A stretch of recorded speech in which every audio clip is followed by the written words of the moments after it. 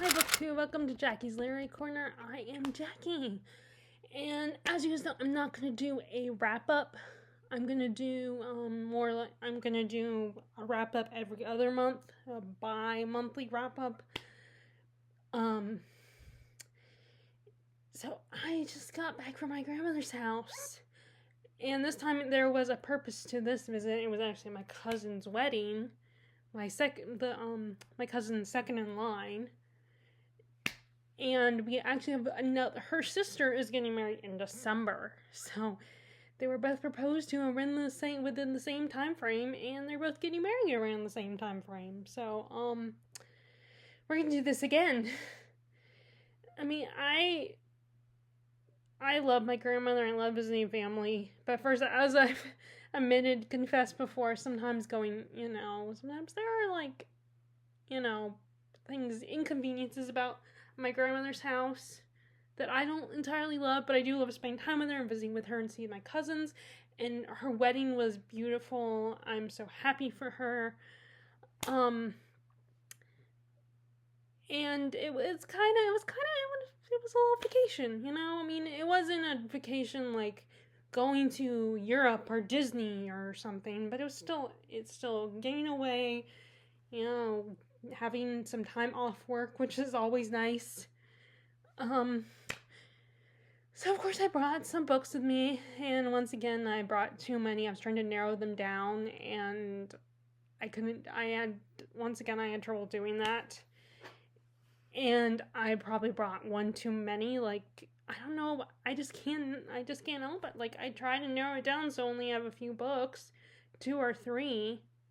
But I always end up with 4, and I actually came home with an extra book, not because I bought it, but because I loaned some Dove to my brother-in-law, so he gave it back to me. I was kind of surprised he got it done as quickly as he did, because, I mean, it's been I think 2 months since he had it. So in a way, let me rephrase that. First, I was surprised by it, but then I realized that's probably the only book he's reading. And I'm sure in the back of his mind, he probably was thinking, I'm borrowing this from my sister-in-law, so I want to make sure I give it back to her as soon as I can. So, I mean, maybe not. Maybe he wasn't thinking about that, but, that's at least what I would be thinking if I borrowed a book from somebody. But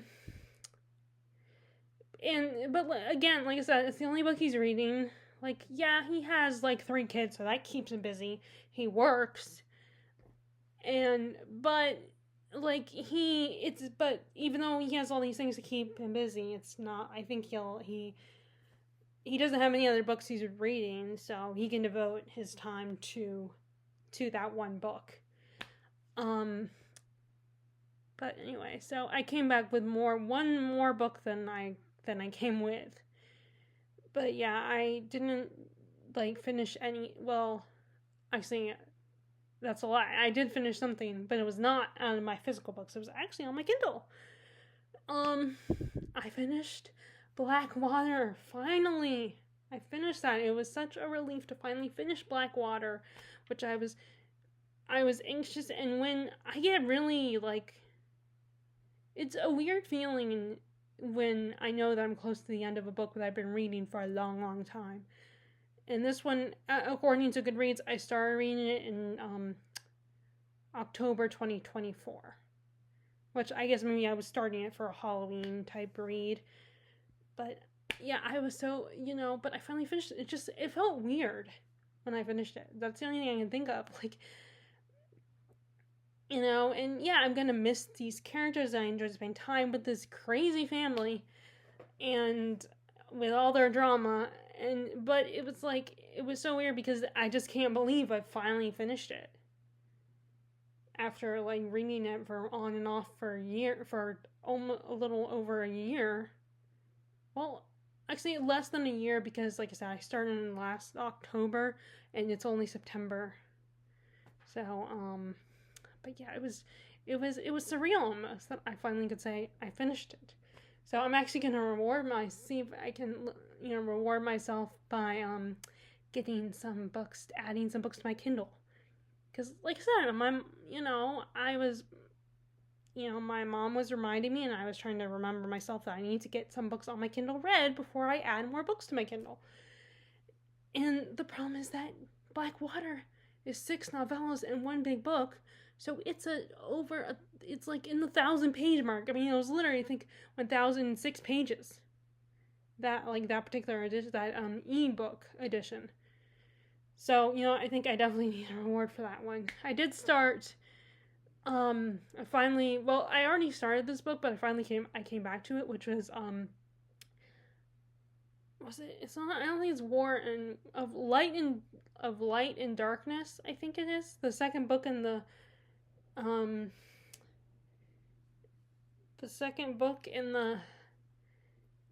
what is that trilogy called? The Ryan Cahill's trilogy, The Bound and the Broken. The second book in that one, or technically the third if you count the novella that comes with the first book of Blood and Fire. Again, I'm not sure if I got that right or not. I know it's of something. But, so I had started that one, I think last year, and then I put it down. I mean, that's the thing with an e-reader, is that unless that's the only thing you read or you make the effort, like I read that mostly when we're traveling, and there will be periods where I'll get into reading books on my e-reader and like read them in bed or something before I fall asleep. But it's just I have more like my e-reader isn't always in my eye line, so I'm not thinking about my physical books are like right in my eye line, so I'm always seeing my physical books. And then there's sometimes I want to bring my physical books more than, I want to bring my e-reader. So it's hard to, I need to do, I guess, another phase of making sure I prioritize my e-reader books. But yeah, I am excited to read the, of Light and Darkness. So hope maybe that will keep me in that case, I'll actually be motivated, because as much as I absolutely loved Blackwater, but there were times when it's kind of slow. It's a family drama, and with family dramas, they're not fast paced, they're not always medium paced either, they're mostly slow paced, because you're getting to know they're often character driven stories, and they're very all about a family, and these different individuals and who they are, what they believe in, and how they're affected by the conflict in the plot. And so they are often incredibly slow. So sometimes, yeah, it's, you get impatient. Or at least I do. I get impatient and I want to read something that's a little more pacey. But again, I love those books. I just, every so often I want to mix up with more pacey stories. Anyway, so that's really the only thing I finished, but that's kind of a cheat because I've been reading that book for a long time. And I kind of knew I was going to finish it, or I had a chance to finish it, but like I said, it still felt weird when I finally got to the point where I was like, oh my god, I'm almost done. And of course, I was reading some of that last chunk while I was, before I fell asleep. And even though, granted, I couldn't sleep, I probably could have picked it up and kept reading. I always feel guilty when I'm supposed to be asleep, because, I don't often have trouble sleeping, and and lucky for me, I don't have insomnia or anything, at least. And so I'm I know I should be sleeping, and I guess I kind of feel guilty, and I feel like, oh no, I don't want to get caught being up late and having my light on, people being someone, what are you doing up? But, of course I am an adult, I can do what I want, but I need my sleep. We all need our sleep still, no matter, But anyway, let me show you the books I brought with me. So I did end up bringing this one, I, Claudius, by Robert Graves, but I don't have anything really to say about it because I barely, I started reading it, but I haven't read a lot of it, so I don't really have any strong opinions or anything. I get the vibe that Claudius he's a very much an intellectual type, and he's talking about his grandparents on both sides, and there's a lot of drama in Rome and Greece and, in ancient times. But Yeah, so again, I don't have much to talk about with it because I haven't. Here's the copy of Lonesome Dove that my brother-in-law borrowed. Although my sister was talking about, I feel so bad that the book is kind of, used up, and I felt like we should get you another one. And I'm just looking at it when he handed me the book, and I'm like, this is not that bad. It's not that any worse than the condition I had in it when I first bought it. So it's just kind of funny that she was all worried, and I'm like, this isn't that bad. It just looks like it's well loved. So I did start reading Richard III, which by Paul Murray Kendall, and I guess that's an introduction. There's an introduction actually from his daughter, Gillian Murray Kendall.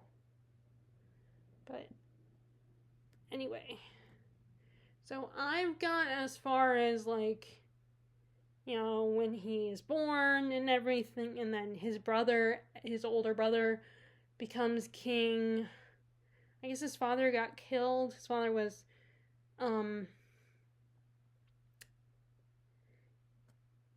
so we're kind of talking a lot about his brother and the role Richard played for his brother, how he was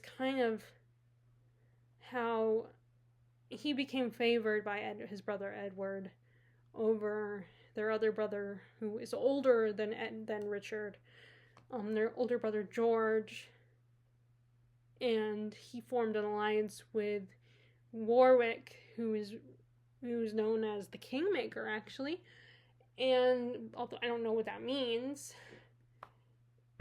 And they become, and Warwick thinks that Edward is looking, slighted him and chose the, I don't think it's the Nevilles, but this other family over him, this family that Warwick does not like. Let me see if I can find their name.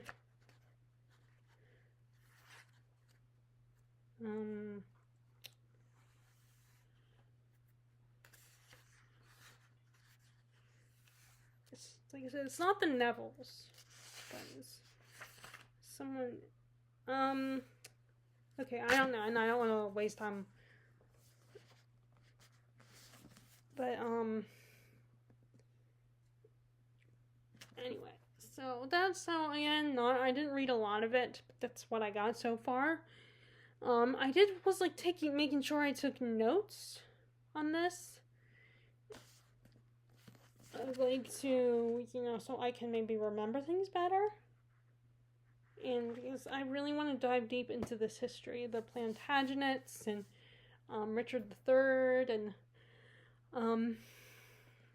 so I'm very excited about this, about reading all about that. And then we have, okay, I'm just gonna bring this back up here. Okay, and then let's see, two more books in here. Okay, so I also read a little bit of Buddenbrooks by Thomas Mann. He's the same author who wrote Magic Mountain, or The Magic Mountain.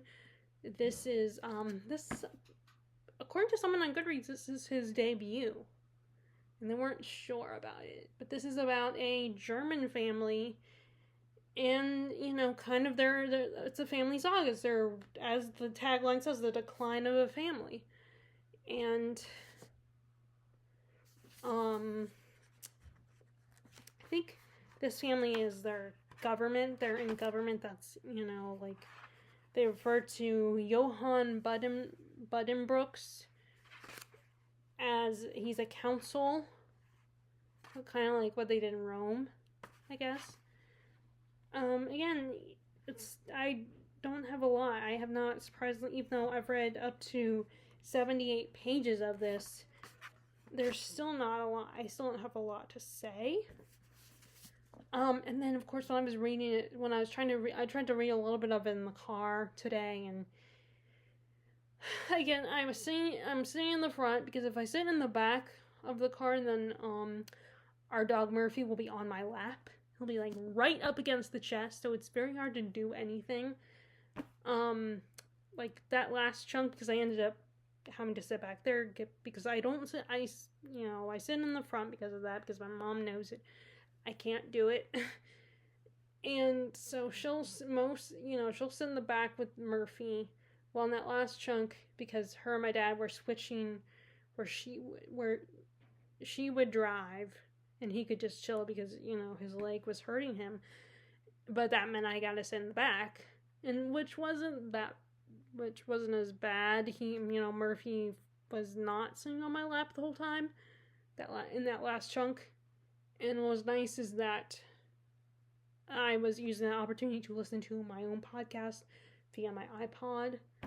Although I still couldn't. I mean, when I was back there, I could hear it better because I wasn't like close to the radio. But when I'm up front, I can't hear it as easily. I mean, then in December, if Murphy won't sit on my lap the whole time, then I might be okay with sitting back there. I don't know though, because he still was like in my lap on and off.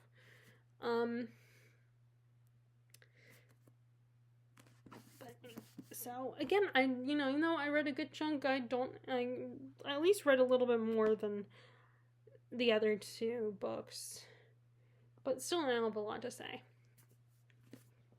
And then I finally picked this up again. This is Zelda Fitzgerald, Her Voice in Paradise by Sally Klein. So I don't know if anyone knows a lot about Zelda Fitzgerald. She's the wife of Scott Fitzgerald, and she was a writer herself, and was a poet and a ballet dancer, and it was a bit of a wild child. Or I should say that she was very flirtatious and very, stood out in the crowd, did what she wanted, wasn't, but she was still, still held the values of the Southern culture of the time period of the 20s. But she still was a very daring and adventurous and a tomboy, and I just love learning about this woman. Like, again, she's another woman where we only know about the husband, and we don't know about the woman behind that artist.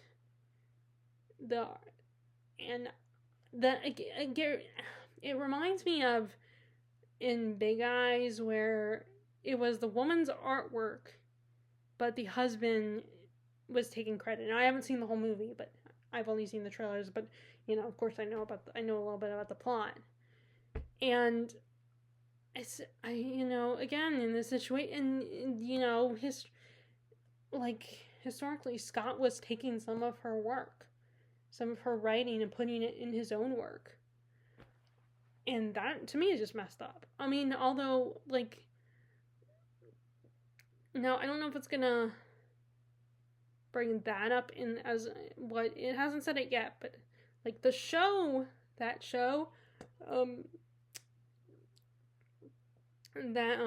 starred Christina Ricci, that was based on that fictional book about Zelda Fitzgerald. That show kind of implied that at first Zelda was excited about it and really appreciated being his muse, and maybe she did. I guess she did. In the beginning, but I think later on she's not so keen on that anymore. But yeah, so I'm enjoying this so far. We've gotten her backstory a little bit, how her parents, we get quotes from her friends, how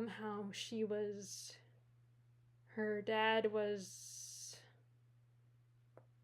a judge, and her mom was a woman who wanted to be an actress, that she attempted acting, but then she got brought back by her father and was married off and sued the judge. And I think, according to, that did motivate Zelda to make sure she didn't let that happen to herself, that she didn't let herself get stifled. Um, but, and we know that her family were Confederates, and they did have slaves, and she was raised by black nannies, and her and all of her friends were. But anyway, so yeah, but this is definitely a really, really interesting work to read. I am very excited to come back to this. And I remember originally I borrowed it from the library, and I decided that since it's a big book, and the one at the library was hardback, so it's just a little bit bigger, I feel like, because it's a hardback. And I returned it, and eventually my plan was to rebuy it, and so I finally bought it, and I finally started reading it again. And I'm reading it from the beginning, because according to Goodreads and Storygraph, I'm on page, I stopped at page 94, so I'm gonna read. So I just went ahead and started at the beginning, and of course, that was the hardback book, because so sometimes the page numbers are a little bit different in the paperback because of the size. So I can't really update on Goodreads, but I'm updating here. Okay, so right now,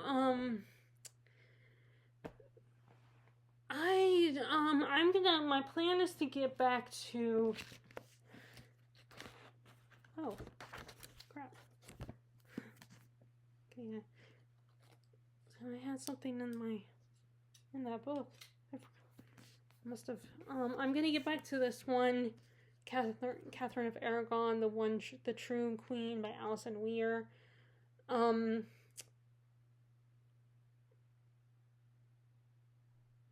This is Christian Science Monitor. It's the YouTube's very own Steve Donahue was on the Christian Science Monitor.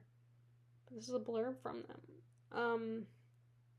Or he wrote blurbs for them, but anyway. So I'm probably gonna get back to this one, maybe, but like first tonight I'm gonna read, like I said, tonight I'm gonna read from my Kindle, and I will probably bring this because I do have to work tomorrow, because it's actually why we left today, this afternoon, was because I have to work tomorrow, so unfortunately, and my grandmother was kind of sad. I think my grandmother was kind of disappointed, but it is what it is. So I'll probably bring this with me to work tomorrow. I'll read this a little bit in the morning. And let me see where I was last. Okay, so I think I remember young Henry goes to war, I think, or goes to another country to, and she is like holding on the fort here, and one of their enemies has shown up to attack them, and she also was pregnant at the time, ends up losing the baby at that time. I don't know when they're gonna, I don't think she's had Mary yet, baby Mary yet, but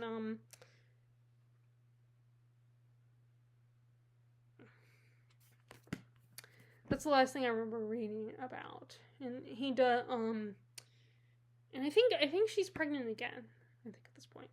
Like, historically, she had a lot of miscarriages, and then they did have one child, a baby girl, Mary, who does become queen before Elizabeth sits the throne.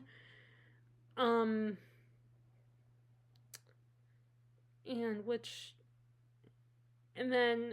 they only get it because they both end up sitting on the throne, because Edward, he did have one son when Jane Seymour, but I think Edward ended up dying. His son Edward. I do not remember why though. So I'm gonna start reading that again. And I still have this whole pile of books that I originally brought that that I was thinking about bringing. Like, I did start reading. I finally did start The Trouble with Miss Montgomery Hearst by Kate Lumsden. I did read the first, I think it was 4 or 6 chapters of that book. And I did think about bringing that one, but then my brother-in-law let me know that he finished Lonesome Dove, so I figured in case he forgets, unless he forgets, he would probably would, and he obviously did, give me back my book on the way there. And I mean, before, well, when they come with us, because they were gonna go, they of course also were going to the wedding, so they met us down there. And so I had to narrow down, and I try to, I mean, the book isn't that heavy. I mean, it's a chunky book, but it's not super heavy. Like, not like any of Stephen King's books, like Sleeping Beauty or something. But, I still was kind of trying to maintain that rule. Don't bring hardback books with me. Unless they're the thinner hardback books. Like Pompeii, I could have brought me probably if I hadn't finished it. But it's so hard for me to pick what books I want to bring with me.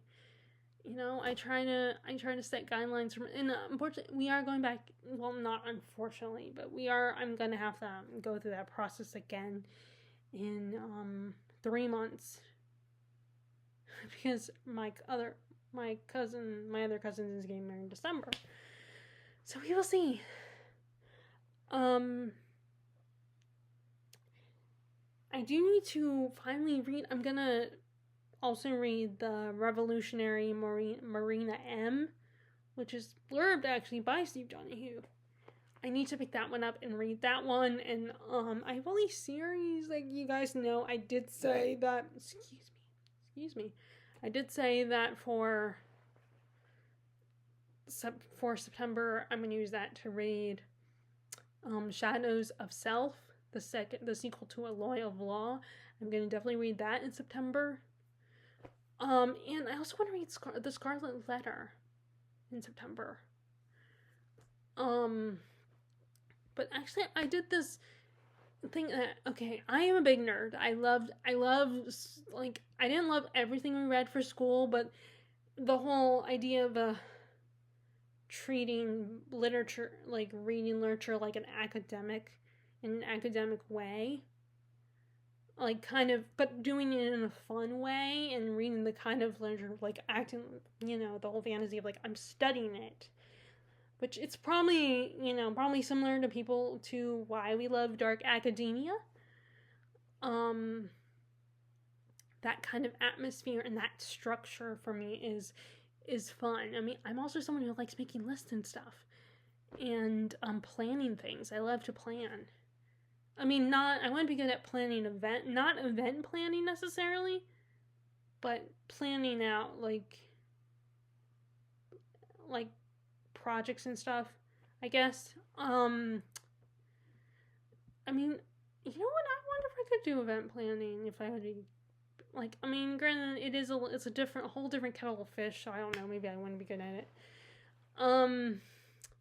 Or I should say, maybe I would be good at the ideas, possibly, but not the, coming up with, like, doing all the active stuff to set up the plan, to create the event and everything. But anyway, so, like, I created an autumn reading syllabus, so I, acted like, I set it up like I'm taking a class. And I have assigned reading and describing what the course is. And even though I'm not taking it's not an actual course, it's just reading books.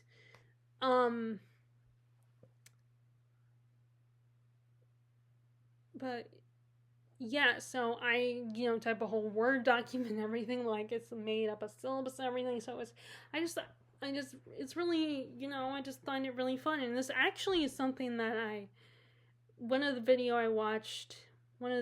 I watched while I was at my grandmother's house, or it might have been right before we left, while I was still at home, but I remember recently watching a video that, I can't remember if it's a read better video or, reading like an academic or something, but where they suggested creating a syllabus for yourself on your reading. Now, my only problem is which I guess that's why, as much as I love making lists, I always run into the problem of making lists for a TBR list that I end up putting way too much. Or like when I'm away from when I'm not here at my home and away from my books, and I only have a certain, the books I brought with me, then I'm like, it's easy for me to make. I mean, not easy in the sense that I, remember every book on my shelf, but I can pick and choose. It's easier for me to pick and choose books. But then as soon as I get home and I look at my books, I'm like, oh, I gotta read that one too, and I want to read that one. Maybe I want to read that one, and then there's always the the challenge of either reading a book I just purchased or reading some of the books that I've had for a long time. And it's the same thing with choosing what books to bring with me on the trips and stuff. I mean, right now I've had that book, The Revolution of Marina M, for quite a while now, for a couple years now. And I'm like, I gotta finally read it. And I almost brought it with me. I kept thinking I'm gonna bring it with me. But then, the Zelda Fitzgerald book was on my mind all of a sudden, right in the morning, and 30 minutes before we left. So I ran upstairs and I, left that one behind and grabbed the Zelda Fitzgerald biography and brought that. And, my excuse is that I borrowed it from the library a couple years ago. So, it's not as, even though I just purchased it, it's still been in the back of it's in my imaginary shelf, the shelf that you don't see, that you don't physically, that is only in my mind. If that makes any sense. And it's fine though. I mean, it's not like there's any consequences except for like me feeling guilty or something. Or if I never read that book, then I end up donating it back to, the Outpost bookshop, and it was a wasted opportunity. But it's like not the end of the world or anything like that. Anyway, so, and like I said, I'm gonna get some Kindle. I'm gonna reward myself now that I finished Blackwater. I'm gonna reward myself with some Kindle books. Either tonight or maybe I'll just wait until tomorrow when I get off work or something. But anyway, so I don't know what I'm gonna read in September, but I mean, sometimes I get feelings of wanting to read like books that might have been assigned in schools, like, or like in just in general, not necessarily the books I specifically read, because I don't have any of those books. I might have like one or two, maybe a couple of them, but like basically the books that you assume would be assigned in American schools for people to read. Like I said, The Scarlet Letter, I know a lot of people read that one in school. But then also I did think about reading books that were motivated, that I was motivated to purchase them via someone on BookTube. Like books that, might fit someone like Elliot Brooks, for instance, or, Alan from the Libraries Alexander, Steve Donahue inspired reading or something. So I thought about doing that too, and there's also like, so you have books that are, you have the spooky Halloween books that you like, straight up horror books. But then I was thinking in September reading the ones that aren't horror necessarily, but they're very autumnal reads, or in my mind they're autumnal reads. But then there's also all these series that I want to get to as well, that I want to, read the next book in the series. Like I have a lot of trilogies, like the Book of Life, which cannot think what that series is called, but Deborah Harkness's also All Souls, although now it's not a trilogy anymore, it's a series. She's written like The Times Convert, and then there's the one that just came out that's about Diana and Matthew's children. Spoiler alert. Although they are together by this book. But I want to, but right now I don't know if I'm going to continue to read those other two. We will see.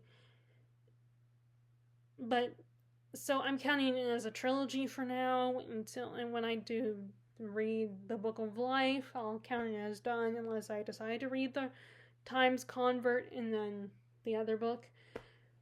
And of course, with that one, it's still, I don't know if it's on paperback or not. I think I might have seen it on paperback at Books A Million. We will see. Although I imagine the next time I go to Books A Million, I might get, a nonfiction, like either Dan Jones's book on the Templars, or there's the other book about the Tudors, The Secret Lives of the Tudors. I might get that one. We will see, though. But anyway. And then there's also, there's the Raven King trilogy by Stephen R. Lawhead. I gotta read the second book and then I can just pick up the third one. And there's Under the Northern Sky. That's the same as the Raven King trilogy, where it's a trilogy. I'm on the second book, so I only have 2 books to read, and they're not super long books. And I also am just, I love reading like historical fiction, but I feel like I want to get back into the fantasy, and I love, all the classics I'm reading that aren't fantasy related in the ancient literature, but I want to get back into my fantasy. And, I haven't been reading as much fantasy lately, so I want to get back into it because I love fantasy. Fantasy is still my first love, and I want to get back to reading it. I miss it, So, but I want to get a book that I can sink my teeth into, and I've been saying in my comments that, people's wrap-ups, I, will just copy and paste the books I read, because of course I do the Word document. And then, I want to say which books were my favorites, just to add a little bit more to that, and I, so, and I said Alloy of Law was one of my favorites for August, and I did enjoy it. It was, in a sense, but it's not and I definitely enjoyed it more than most people do. I had fun with it, but it's not my all-time favorite. It's not the best book ever. I wasn't super excited about it. I still had a good time. I very much enjoyed it. It's just one of those books where it's you like it when you read it and you have a good time with it, but it's not but then but then you also have this feeling of I liked it, but it wasn't an all-time favorite. If that makes any sense. So anyway, I don't know what I'm going to do for September. We will see. But you will hear more about my reading in August at the end of this month, at the end of September. And then and again, I don't know what I'm going to do in October, because it's I want to do spooky reads, but then it's October is in October, and